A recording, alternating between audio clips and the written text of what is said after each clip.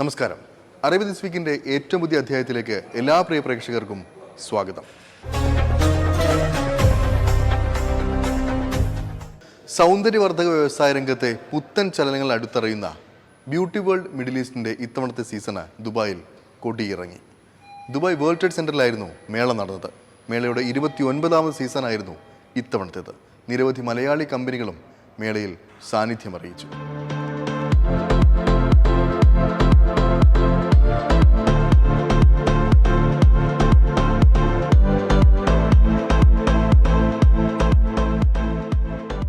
Dubai world trade സെന്ററിൽ സൗന്ദര്യവർദ്ധക വസ്തുക്കളുടെ വ്യവസായ മേഖലയിലെ പുതിയ ചലനങ്ങൾ അടുത്തറിയാനും ലോകോത്തര കമ്പനികളുമായി വ്യാപാര ഇടപാടുകൾക്കുള്ള അവസരമൊരുക്കുകയും ചെയ്യുന്ന മേളയ്ക്കാണ് കൊടിയിറങ്ങിയത്.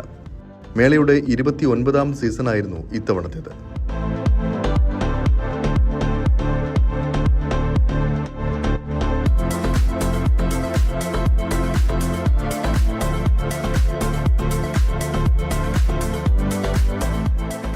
സൗന്ദര്യ വ്യവസായത്തെ പ്രകാശിപ്പിക്കുക എന്ന ലക്ഷ്യത്തോടെ നടന്ന മേള കോടികളുടെ ഓർഡറുകൾക്കും കരാറുകൾക്കുമായിരുന്നു സാക്ഷ്യം വഹിച്ചത്. ചർമ്മം, മുടി, നഖം, കൺപീലി, പുരികം തുടങ്ങിയവയ്ക്ക് വേണ്ടിയുള്ള നിരവധി ഉൽപ്പന്നങ്ങളാണ് പ്രദർശിപ്പിച്ചത്. ഇന്ത്യ ഉൾപ്പെടെയുള്ള രാജ്യങ്ങളിൽ നിന്നുള്ള 2000-ലധികം കമ്പനികൾ മേളയ്ക്കെത്തിയിരുന്നു. മികച്ച പ്രതികരണമാണ് മേളയിൽ ലഭിച്ചത് എന്ന് മേളയ്ക്കെത്തിയവർ അഭിപ്രായപ്പെട്ടു. സൗന്ദര്യവർദ്ധക വ്യവസായ മേഖലയിൽ ഓർഗാനിക് ഉൽപ്പന്നങ്ങളുടെ പ്രാധാന്യം നാൾക്കുനാൾ വർദ്ധിക്കുന്നത് കൃത്യമായി മനസ്സിലാക്കുന്ന മേള കൂടിയാണ് കടന്നുപോയത്.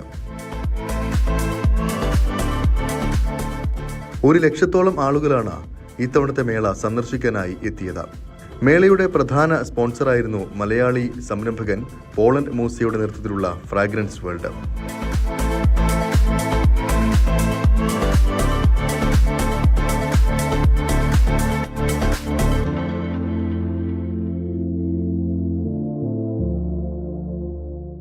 ഫ്രാഗ്രൻസ് വേൾഡിനെ വ്യത്യസ്തമാക്കുന്ന ഒരു അത് ഞങ്ങൾ പ്രൊഡക്റ്റാണ്. ഞങ്ങൾ ചില ഇതിൽ ഞങ്ങൾക്ക് അതിനാണ് മൂല്യം. ഞങ്ങളെ കസ്റ്റമറിനാണ് ഫസ്റ്റ് ഓഫ് ഓൾ. നമ്മളെ ഇതന്നെ എന്താണെന്ന് വെച്ചാൽ ഞങ്ങൾ വടിയുക്കോൾ ഞങ്ങൾ പിന്നെ ഇപ്പോൾ ഡെവലപ്പിംഗ് ഡിപ്പാർട്ട്മെൻ്റ് ആയിക്കോട്ടെ, അല്ലെങ്കിൽ പ്രൊഡക്ഷൻ ഡിപ്പാർട്ട്മെൻ്റ് ആയിക്കോട്ടെ, അല്ലെങ്കിൽ മാർക്കറ്റിംഗ് ഡിപ്പാർട്ട്മെൻറ്റിലായിക്കോട്ടെ, ഇതിലൊക്കെ ഞങ്ങൾ കൂടുതൽ കോൺസെൻട്രേറ്റ് ചെയ്തിട്ടാണ്. ഇന്നിപ്പോൾ ഞങ്ങൾ 148 രാജ്യങ്ങളിൽ ഞങ്ങൾ കൊടുക്കുന്നതിന് അതിന് ഇങ്ങനെയുള്ള എന്തെങ്കിലുമൊക്കെ അത് ഞങ്ങൾ കമ്പയർ ടു വേറെയുള്ളവരെക്കായും ഒരു സ്റ്റെപ്പ് മുന്നിലായ കാരണമാണ് അതിൻ്റെ മാർക്കറ്റിംഗ് ഉണ്ടാകുന്നത്. പുതിയ 2 പെർഫ്യൂമുകളാണ് ഫ്രാഗ്രൻസ് വേൾഡ് മേളയോടനുബന്ധിച്ച് പുറത്തിറക്കിയത്. ശുദ്ധമായ നാടൻ തേനിൽ നിന്ന് വികസിപ്പിച്ചെടുത്ത ഫ്രഞ്ച് അവന്യൂ നെക്ടറും സ്ട്രീറ്റ് ഒറിജിൻസുമാണ് പുതിയതായി പുറത്തിറക്കിയത്.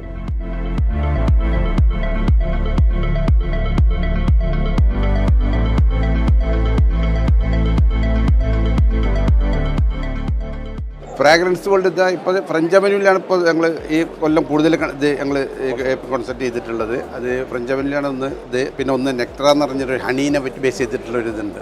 അതും തന്നെ വളരെ നല്ല വ്യൂ ആണ്. വളരെ നല്ലതെന്ന് വെച്ചാൽ അതാണ് നമ്പർ ഹീറോ പ്രോഡക്റ്റ് എന്ന് പറഞ്ഞാൽ ഇതാണ് ഞങ്ങളെ കൊല്ലത്തെ ഹീറോ പ്രോഡക്റ്റ്. ഇത് രണ്ടുമാണ് ഞങ്ങളെ കൊല്ലത്തെ ലോഞ്ച്, ഇപ്പോഴത്തെ എക്സിബിഷന് ഞങ്ങൾ ലോഞ്ച് ചെയ്തിട്ടുള്ള ഹീറോ പ്രോഡക്റ്റ് ഈ രണ്ടെണ്ണമാണ്.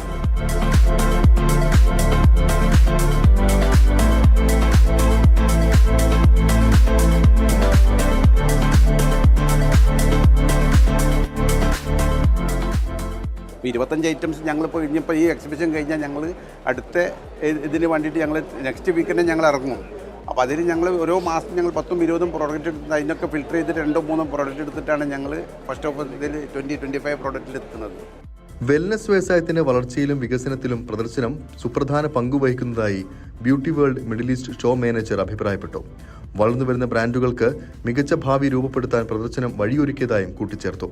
50-ലധികം പ്രഭാഷകരാണ് ഇത്തവണ മേളയിൽ പങ്കെടുക്കാനായി എത്തിയത്. സമാപന സമ്മേളനത്തിൽ തത്സമയ ഹെയർ മേക്കപ്പ് പ്രകടനങ്ങളും അരങ്ങേറി.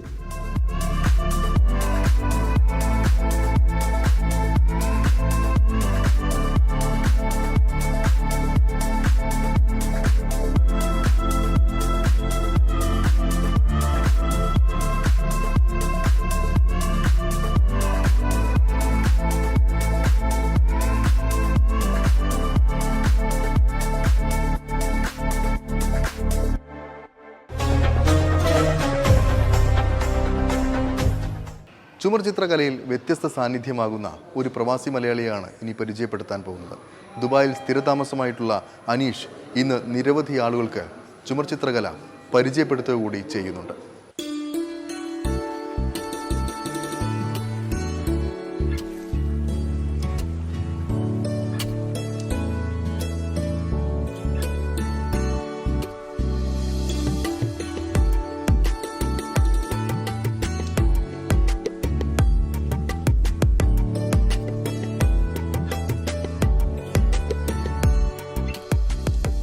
നാടിന്റെ പൈതൃകത്തെ പ്രവാസലോകത്തെത്തിക്കുന്ന വ്യത്യസ്തനാണിത്.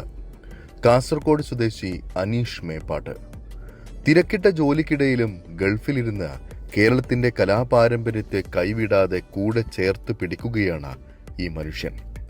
ക്ഷമയും സൂക്ഷ്മതയും അർപ്പണവും ആവോളം വേണ്ട മ്യൂറൽ പെയിന്റിംഗിൽ തന്റേതായ ഇടം തീർത്ത് മുന്നോട്ട് പോവുകയാണ് അനീഷ്.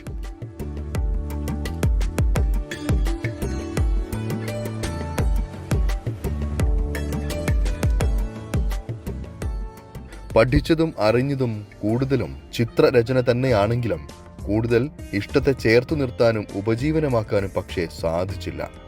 മറ്റൊരു മേഖലയിൽ വർഷങ്ങളായി ജോലി ചെയ്യുകയാണ് അനീഷ്.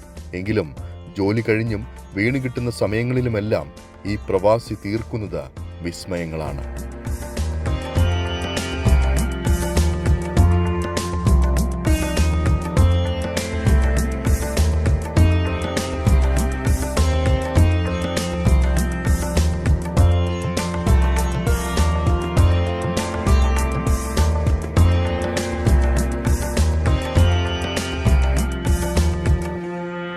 രാജസ്ഥാൻ കഴിഞ്ഞാൽ രാജ്യത്ത് ഏറ്റവും കൂടുതൽ പാരമ്പര്യ ചുമർ ചിത്രങ്ങളുള്ളത് കേരളത്തിലാണ്.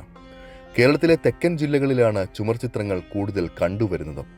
എങ്കിലും പാരമ്പര്യത്തിന്റെ തനിമയിൽ വരയ്ക്കാനറിയുന്നവർ ഇടക്കാലത്ത് കേരളത്തിലില്ലായിരുന്നു എന്നറിയുമ്പോഴാണ് ഈ കലാമേഖലയോട് നമ്മൾ പുലർത്തിയിരുന്ന സമീപനം എപ്രകാരമായിരുന്നു എന്ന് കൃത്യമായി മനസ്സിലാവുക. അത്തരമൊരു സാഹചര്യത്തിലാണ് ഗുരുവായൂരിൽ മ്യൂറൽ പഠിപ്പിക്കാനായി ഒരു സ്ഥാപനം വരുന്നതും അനീഷ് ഉൾപ്പെടെയുള്ള കലാകാരന്മാർക്ക് അന്ന് തുണയാകുന്നതും. പുനർജന്മം എന്ന് പറയാം. കാരണം എന്താ വെച്ച് കഴിഞ്ഞാൽ 1970 ഈ ഗുരുവായൂർ അമ്പലത്തിൽ ഒരു അഗ്നിബാധ ഉണ്ടായിരുന്നു. ഈ അഗ്നിബാധയിൽ അവിടുത്തെ ചുമർച്ചിത്രങ്ങളെല്ലാം നശിച്ചുപോയി. പിന്നീട് അപ്പോഴാണ് ഈ അവിടുത്തെ അധികാരികൾക്ക് മനസ്സിലാവുന്നത് ഇത് എത്രത്തോളം ഇമ്പോർട്ടൻ്റ് ആയ കലയാണെന്നുള്ള കാര്യം മനസ്സിലാവുന്നത്. അങ്ങനെ അതിനെക്കുറിച്ച് ഇവർ റിസർച്ച് നടത്തി. പിന്നീട് ഇത് അമ്പലം പുതുക്കി പണിതിട്ട് ഇത് പുതുക്കി ചെയ്യേണ്ട സമയത്താണ് ഇതിൻ്റെ കലാകാരന്മാരെ അന്വേഷിച്ച് നോക്കി. അപ്പോഴേക്ക് പിന്നെ ഇതിൽ കുറേ അന്വേഷണം നടത്തിയിരുന്നു. പിന്നീട് ആ ഒരു ഗുരുവായൂർ ചുറ്റിപ്പറ്റി തന്നെ ഒരു മമ്മിയൂർ കൃഷ്ണൻകുട്ടി ആശാൻ എന്നിട്ട് ഒരാശാൻ ഉണ്ടായിരുന്നു. അങ്ങനെ ആശാനെ വിളിച്ചു വരുത്തി. ഈ കൃഷ്ണൻകുട്ടി ആശാൻ്റെ നേതൃത്വത്തിൽ അവിടുത്തെ ആ സമയത്ത് ജീവിച്ചിരിപ്പുണ്ടായിരുന്ന കുറച്ച് കലാകാരന്മാരൊക്കെ കൂട്ടിയിട്ടാണ് പിന്നീട് ഈ അമ്പലത്തിൽ ചിത്രങ്ങൾ പുതുക്കി പണിതിട്ടുള്ളത്. ഗുരുവായൂർ ദേവസ്വത്തിലെ ഈ ആൾക്കാരൊക്കെ കൂടിയിട്ട് സംഭവം ഇത് നശിച്ചു പോകുന്നൊരു കലയാണെന്ന് മനസ്സിലായി. പിന്നെ ഇതിങ്ങനെ നശിപ്പിച്ച് കളയാൻ പറ്റില്ല, ഇത് ഇനി വരുന്ന തലമുറക്കും കൂടി പകർന്നു കൊടുക്കണം എന്നുള്ളൊരു ധാരണയിൽ അതിന് എന്ത് ചെയ്യാൻ പറ്റും എന്നുള്ളൊരു ആലോചന നടന്നതിന് ശേഷമാണ് ഈ ചുമർച്ചിത്ര പഠന കേന്ദ്രം തുടങ്ങാമെന്നുള്ളൊരു സംഭവത്തിലേക്ക് വന്നിട്ട് അങ്ങനെ അവിടെ ഈ കൃഷ്ണൻകുട്ടി ആശാൻ്റെ നേതൃത്വത്തിലാണ് ഈ ഒരു ചുമർച്ചിത്ര പഠന കേന്ദ്രം അവിടെ ഗുരുവായൂർ ദേവസ്വം തുടങ്ങുന്നുള്ളത്. അങ്ങനെ ശരിക്കും പറഞ്ഞാൽ ആദ്യത്തെ ഒരു ചുമർച്ചിത്ര പഠന കേന്ദ്രം തന്നെയാണ് ഈ ഗുരുവായൂർ ദേവസ്വത്തിൻ്റെ ചുമർച്ചിത്ര പഠന കേന്ദ്രമായിട്ടുള്ളത്. അവിടെ ആദ്യത്തതും ചുമർച്ചിത്രങ്ങൾ മാത്രം പഠിപ്പിക്കുന്ന ഗുരുകുല രീതിയിൽ പഠിപ്പിക്കുന്നൊരു സ്ഥാപനം ഈ ഗുരുവായൂർ ദേവസ്വത്തിൻ്റെ ഇൻസ്റ്റിറ്റ്യൂട്ട് മാത്രമേ ഉള്ളൂ.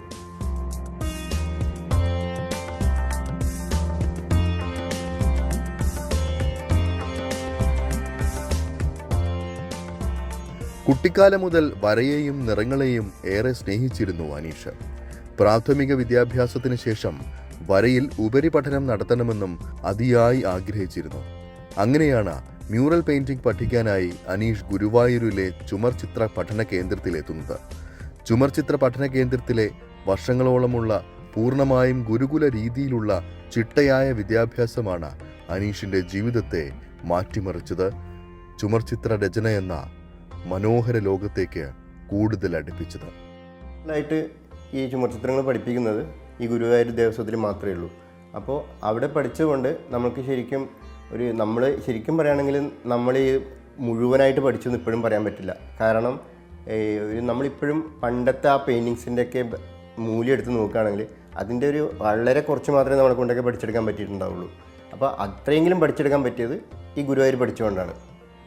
ചുമർച്ചിത്രങ്ങളിൽ ഒരുപാട് സ്റ്റൈലുകളുണ്ട്. അതായത് മട്ടാഞ്ചേരി സ്റ്റൈല്, തൊടിക്കളം സ്റ്റൈല്, പിന്നെ അങ്ങനെ ഒരുപാട് സ്റ്റൈലുകളുണ്ട്. ഇപ്പോൾ ഈ ഗുരുവായൂർ അമ്പലത്തിൽ രണ്ടാമത് പുതുക്കി പണിതതിന് ശേഷമാണ് അതിനൊരു ഗുരുവായൂർ ശൈലി എന്ന് പറഞ്ഞിട്ടൊരു സംഭവം വന്നിട്ടുള്ളത്. ഈ ഗുരുവായൂർ ശൈലിയുടെ പ്രത്യേകത എന്താ വെച്ചാൽ റിയലിസ്റ്റിക് സ്റ്റൈലും ഈ പുരാതന ശൈലിയും കൂടി ഒന്നിച്ച് മിക്സായിട്ടുള്ളൊരു ചിത്രകലയാണ് ഇപ്പോൾ ഗുരുവായൂർ സ്റ്റൈൽ എന്ന് പറയുന്ന ഈ ചിത്രകല.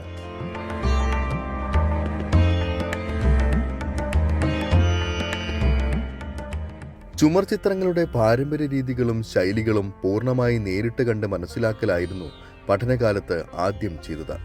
അതിനായി കേരളത്തിൽ അങ്ങോളം ഇങ്ങോളമുള്ള അമ്പലങ്ങളിലും പഴയ വീടുകളിലുമുള്ള ചിത്രങ്ങൾ തേടിയുള്ള യാത്രയായിരുന്നു.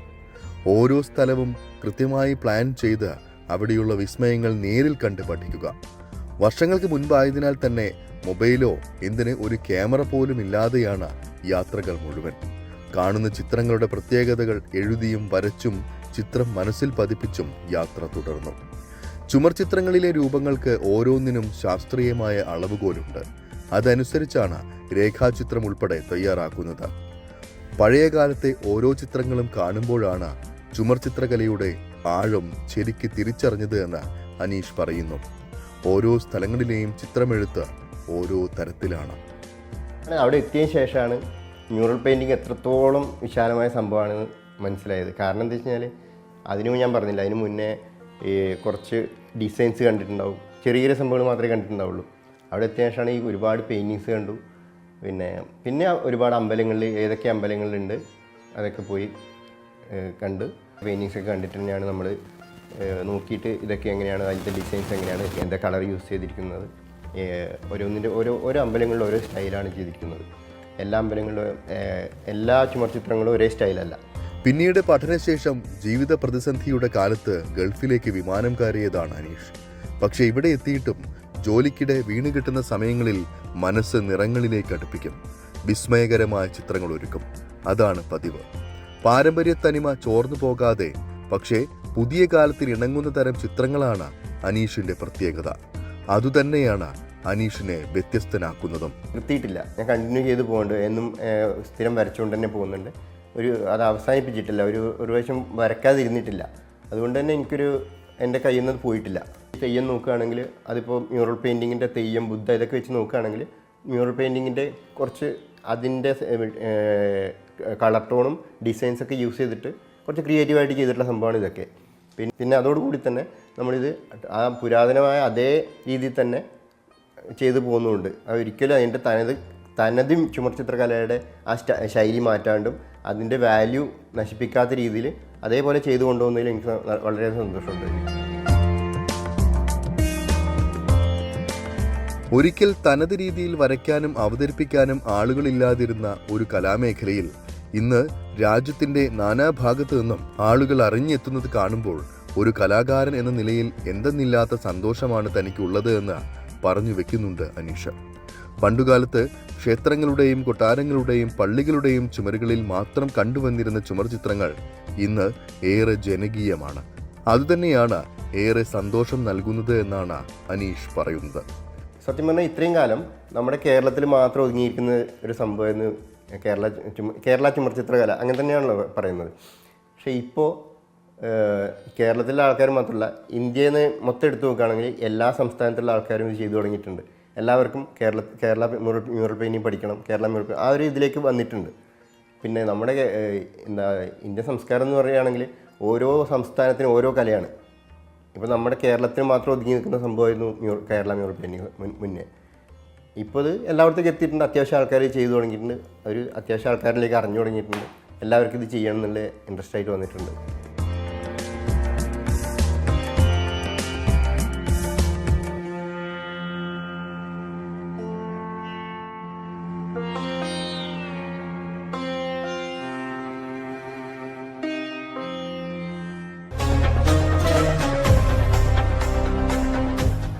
മലയാളത്തിന്റെ മധുരം പ്രവാസലോകത്തെത്തിക്കുന്ന ഒരു വ്യത്യസ്തനായ മനുഷ്യനെയാണ് ഇനി പരിചയപ്പെടുത്താൻ പോകുന്നത്. പ്രവാസലോകത്തെ ഏറ്റവും മുതിർന്ന മലയാളം അധ്യാപകൻ മുരളി മാഷ്.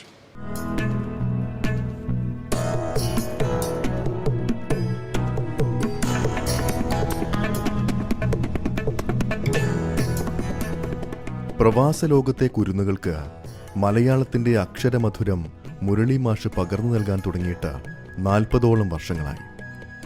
UAE-യിലെ ഏറ്റവും മുതിർന്ന മലയാളം അധ്യാപകനാണ് ഇത്.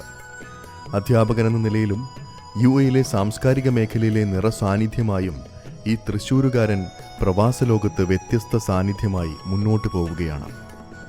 ഇന്ന് മലയാള ഭാഷയുമായി ബന്ധപ്പെട്ട ഏതു സംശയത്തിനും UAE-യിലെ മലയാളികൾക്ക് ഒരു വെളിപ്പാടകലെ മുരളി മാഷുണ്ട്. അത്രയധികം അർപ്പണബോധത്തോടെ മലയാളത്തിനു വേണ്ടി മാത്രം ഈ മനുഷ്യനിവിടെ ജീവിക്കുകയാണ്. ഭാഷയെക്കുറിച്ച് പറയുന്നത് ജീവൻ്റെ ജീവൻ എന്നാണ്. അതെന്തുകൊണ്ടാണ്?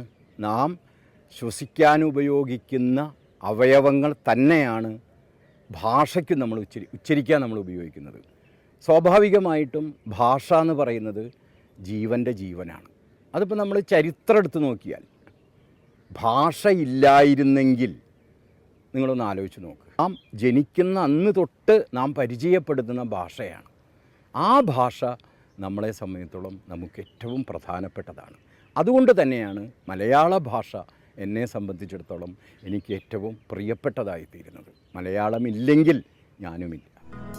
നാട് വിട്ടാൽ മലയാളി മലയാളം മറക്കുമെന്ന് പൊതുവെ പറയാറുണ്ട്.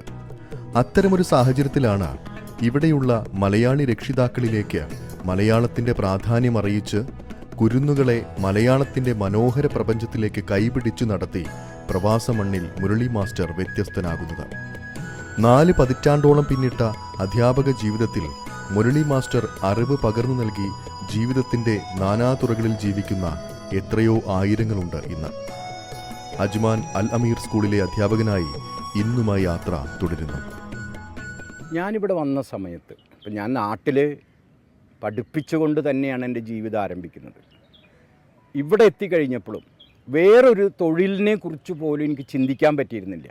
കാരണം എൻ്റെ ജന്മം, നമ്മൾ നിയോഗം എന്നൊക്കെ പറയും, അത് പഠിപ്പിക്കലാണ് എന്ന് ഉറച്ച് വിശ്വസിച്ചിരുന്ന ഒരാളാണ്. 10,000 ഹൈറ്റ് ഉണ്ടാവും. കാരണം അത്രയ്ക്കധികം ബാച്ചുകളെ എനിക്ക് പഠിപ്പിക്കാൻ പറ്റിയിട്ടുണ്ട്. കാരണം കൊച്ചു കുട്ടികൾ തൊട്ട് 12 മാത്രമല്ല ഡിഗ്രി ക്ലാസ്സുകളെയും എനിക്ക് പഠിപ്പിക്കാൻ പറ്റിയിട്ടുണ്ട്. ജീവിതത്തിൻ്റെ ഒരു വലിയ ഭാഗം വയസ്സിൻ്റെ കാര്യത്തിൽ വ്യത്യസ്തതകൾ വരുന്നവർ, ഞാൻ പഠിപ്പിച്ചിരുന്ന പിള്ളേർ പലരും ഇപ്പോൾ പ്രായമായവരുണ്ട്, വളരെയധികം 40 കഴിഞ്ഞ അങ്ങനെയുള്ള കുട്ടികളിപ്പോൾ ഇവിടെ ഉണ്ട്. പലരും 50-ൻ്റെ അടുത്തെത്തിയിട്ടുള്ള ആൾക്കാരൊക്കെ വന്നു തുടങ്ങി. ശരിക്കും കേവലം അധ്യാപനത്തിനപ്പുറം തനിക്ക് ഈ പ്രവാസ മണ്ണിൽ മാതൃഭാഷയുടെ പ്രചാരണത്തിനായി ചെയ്തു തീർക്കാൻ നിരവധി കാര്യങ്ങളുണ്ടെന്ന് മുരളി മാസ്റ്റർക്ക് തീർച്ചയായിരുന്നു. അതിനായി UAE-ൽ ഈ കഴിഞ്ഞ കാലത്തിനിടയിൽ മുരളി മാഷ് എത്താത്ത സ്ഥലങ്ങളില്ല. മലയാളി നല്ല മലയാളം പറയണമെന്ന ഒരൊറ്റ ചിന്ത മാത്രമാണ് മുരളി മാസ്റ്ററെ ഈ കഴിഞ്ഞ കാലം അത്രയും മുന്നോട്ട് നയിച്ചത്. പ്രവാസ തിരക്കുകൾക്കിടയിൽ മാതൃഭാഷയോടുള്ള സ്നേഹം ഇവിടെയുള്ള മലയാളികൾ മറക്കരുത് എന്ന ദൃഢനിശ്ചയത്താൽ കവിതയും കഥകളുമായി UAE-ലെ എല്ലായിടങ്ങളിലും നിറസാന്നിധ്യമായി മുരളി മാഷുണ്ട്. ഇവിടെ ഒരു ഭാഷയുമായി ബന്ധപ്പെട്ട ഒരു അവസരം കിട്ടിയാലും എൻ്റെ സമയമോ ഇതൊന്നും ഞാൻ നോക്കാതെ ഞാൻ ഓടിയെത്താറുണ്ട്. പ്രത്യേകിച്ച് ഇപ്പോൾ കുട്ടികളുമായിട്ട് സംവദിക്കുന്ന കാര്യങ്ങൾ. അപ്പോൾ കിട്ടുന്ന അവസരങ്ങളിലൊക്കെ ഭാഷയെ ഏതൊക്കെ രീതിയിൽ വളർത്താം എന്ന് ഞാൻ കഴിയുന്നത്ര ശ്രമിച്ചിട്ടുണ്ട്. അതിപ്പോഴും അതിനൊരു മാറ്റവും വന്നിട്ടില്ല. ഭാഷയുമായി ബന്ധപ്പെട്ട എന്ത് ഒരു കാര്യമായാലും അതെവിടെയായാലും ഇപ്പോൾ ഈ UAE-യുടെ പല ഭാഗത്തും അങ്ങനെ പോകാൻ പറ്റിയിട്ടുണ്ട്. പ്രത്യേകിച്ച് ഇപ്പോൾ ONV കുറുപ്പിൻ്റെ ഒരു കവിതാ മത്സരമൊക്കെ വന്ന സമയത്ത് UAE-യുടെ പല ഭാഗത്തും ഫുജൈറയിലും അബുദാബിയിലും ഒക്കെ എനിക്ക് പോകാൻ പറ്റിയിട്ടുണ്ട്. അപ്പോൾ അത്തരത്തിൽ ഇത് മാത്രമല്ല, ഏത് സംഘടനകൾ ഭാഷയുമായി ബന്ധപ്പെട്ടൊരു കാര്യമാണെങ്കിൽ ഞാൻ അവിടേക്ക് എത്ര ബുദ്ധിമുട്ടുണ്ടെങ്കിലും എത്തിച്ചേരാറുണ്ട്. UAE-ലെ വളർന്നുവരുന്ന എഴുത്തുകാർ തങ്ങൾ എഴുതിയ കവിതകളും കഥകളും ആദ്യം വായിക്കാനായി മുരളി മാഷിനെ മാത്രം തേടിയെത്താൻ തുടങ്ങിയിട്ട് വർഷങ്ങളായി. എഴുത്തിലെ തെറ്റുകളും കുറവുകളും പറഞ്ഞു മനസ്സിലാക്കി പുതിയ എഴുത്തുകാർക്കൊപ്പം മാഷുണ്ട്. മാഷിന്റെ നിർദ്ദേശങ്ങൾ നൽകിയിട്ടുള്ള ഊർജത്തിൽ മികച്ച രചനകൾ മലയാളത്തിന് സമ്മാനിച്ച എത്രയോ എഴുത്തുകാർ ഇന്ന് ഈ പ്രവാസ മണ്ണിലുണ്ട്. കിട്ടിയിട്ടുള്ളൊരു ഭാഗ്യം എന്താണെന്ന് വെച്ചാൽ, ഇപ്പോൾ ഇവിടെയുള്ള പുതിയ തലമുറയിലെ കവികളിൽ, അതാണായിക്കോട്ടെ പെണ്ണായിക്കോട്ടെ, ഒരുവിധം അവരെല്ലാവരും അവരുടെ കവിതകളിലുള്ള എന്ത് കുറവുകളോ ഒക്കെ ചൂണ്ടിക്കാണിക്കാൻ അവരെന്നെ സമീപിക്കാറുണ്ട്. ഇതെനിക്കൊരു വലിയ ഊർജ്ജമാണ് തരാറുള്ളത്. ഇവിടുത്തെ പല എഴുത്തുകാരിലേക്കും എനിക്ക് അങ്ങനെ എത്താൻ പറ്റിയിട്ടുണ്ട് ശരിക്കും. അതേപോലെ അത് കുട്ടികളുടെ കാര്യത്തിലായാലും കൊച്ചു കുട്ടികൾ എഴുതുന്ന കവിതയായാലും പ്രായമുള്ളവരുടെ കവിതയായാലും അവർക്കൊക്കെ ആ രീതിയിൽ ഭാഷയിൽ, കാരണം ഒരു കവിത ഏറ്റവും നന്നായി തീരുക അതിൻ്റെ ഭാഷ അടിത്തറ കൂടി പെർഫെക്റ്റ് ആവുമ്പോഴാണ്. ആശയങ്ങൾ നിങ്ങൾക്ക് ഇഷ്ടം പോലെ ഉണ്ടാവാം, രാഷ്ട്രീയമുണ്ടാകാം, അതൊക്കെ പക്ഷേ കവിതയുടേതായിട്ടുള്ളൊരു നിലവാരത്തിലേക്ക് എത്തണമെങ്കിൽ അതിൻ്റെ ഭാഷ കൂടി ശരിക്കും ഉറച്ചിരിക്കണം. ഇതിന് എങ്ങനെയൊക്കെ എനിക്ക് സഹായിക്കാൻ പറ്റുമോ അതുകൊണ്ട് തന്നെ ഇവിടെയുള്ള ഇന്നത്തെ മാത്രമല്ല കുറേ വർഷങ്ങളായിട്ട് അവർ ആ സ്നേഹം, ഒരു ഗുരുതുല്യമായ സ്നേഹം എനിക്ക് തരാറുണ്ട്. അതിനെ ഞാൻ മാക്സിമം അവരെ മാറ്റിയെടുക്കാൻ പ്രയോജനപ്പെടുത്താറുണ്ട്. അധ്യാപകൻ, സാംസ്കാരിക പ്രവർത്തകൻ എന്നതിലപ്പുറം അറിയപ്പെടുന്ന ഒരു കവി കൂടിയാണ് ഈ തൃശ്ശൂരുകാരൻ. വ്യത്യസ്തങ്ങളായ പ്രമേയം എന്നും എഴുത്തിൽ സൂക്ഷിക്കുന്ന മുരളി മാഷ് തൻ്റെ ഏറ്റവും പുതിയ പുസ്തകം ഷാർജ അന്താരാഷ്ട്ര പുസ്തകമേളയിൽ പുറത്തിറക്കാനിരിക്കുകയാണ്. നോമ്പുകാലത്ത് 30 ദിവസം തുടർച്ചയായി എഴുതിയ കവിതകളാണ് നോമ്പുയിർ എന്ന പുതിയ പുസ്തകത്തിൽ ചേർത്തിരിക്കുന്നത്. ഇവിടുത്തെ ഒരു ഇസ്ലാമിക സംസ്കാരവുമായിട്ട് ഞാൻ വളരെ വർഷങ്ങൾക്ക് മുമ്പ് തന്നെ ചേർന്ന് പോയിട്ടുള്ള ഒരാളാണ്. ഇത് ഓരോ നോമ്പുകാലം വരുന്ന സമയത്തും ആ നോമ്പുകാലത്തോട് ഇപ്പം എല്ലാ നോമ്പും ചിലപ്പോൾ നമുക്ക് എടുക്കാൻ പറ്റിയെന്ന് വരില്ല. പക്ഷേ എൻ്റെ സുഹൃത്തുക്കളായ, ഇതിപ്പോൾ അധ്യാപകരാവാം, പുറത്തുള്ളവരായാം, കുട്ടികളാവാം, അവരും ഇത് വളരെയധികം എടുക്കുന്നവരാണ്. അപ്പോൾ അതിനു വേണ്ടി എന്തെങ്കിലും ചെയ്യണം എന്നുള്ളൊരു വിചാരം എന്നെ വളരെയധികം എന്നോട് ഒരു പ്രേരണ പോലെ. പക്ഷെ അന്നൊക്കെ ചെറിയ ചെറിയ കവിതകളോ അല്ലെങ്കിൽ ചെറിയ ചെറിയ സ്പീച്ചസൊക്കെയാണ് എഴുതിയിരുന്നത്. പക്ഷേ അടുത്ത കാലത്താണ് ഒരു വ്രതം പോലെ തന്നെ 30 ദിവസവും അതിൻ്റെ തലേ ദിവസവും പിറ്റേ ദിവസവും കൂടി ചേരുന്ന ഏകദേശം 32 കവിതകൾ ഞാൻ തുടർച്ചയായിട്ട് എഴുതി. നേരിടേണ്ട പ്രശ്നം വന്നപ്പോൾ നോമ്പിൻ്റെ ജീവൻ എന്നാണ്, നോമ്പുയിര് എന്നുള്ള വാക്ക്. ആ കവിതയാണ് ഇപ്രാവശ്യം ഷാർജ ബുക്ക് ഫെയറിലൂടെ എനിക്ക് വരാൻ പോകുന്നത്. മുരളി മാഷിന്റെ യാത്രകൾ ഇവിടെ അവസാനിക്കുന്നില്ല. മലയാള ഭാഷയുടെ വെളിച്ചം ഓരോ പ്രവാസിയുടെയും മനസ്സിൽ കെടാതെ സൂക്ഷിക്കാനുള്ള നിരവധി പ്രവർത്തനങ്ങളുമായി UAE മലയാള അധ്യാപകരിലെ ഈ കാരണവരുടെ, പ്രവാസികളുടെ പ്രിയപ്പെട്ട മുരളി മാഷിന്റെ യാത്ര UAE തുടരുകയാണ്. അറബി ദിസ് വീക്കിന് ഈ ഒരു അധ്യായം ഇവിടെ പൂർണ്ണമാവുകയാണ്. അറബിൻ നാടുകളിലെ കൂടുതൽ കൗതുക കാഴ്ചകളും വിശേഷങ്ങളുമായി അറബി ദിസ് വീക്ക് അടുത്തയാഴ്ച ഇതേ സമയം ഇതേ ദിവസം. നമസ്കാരം.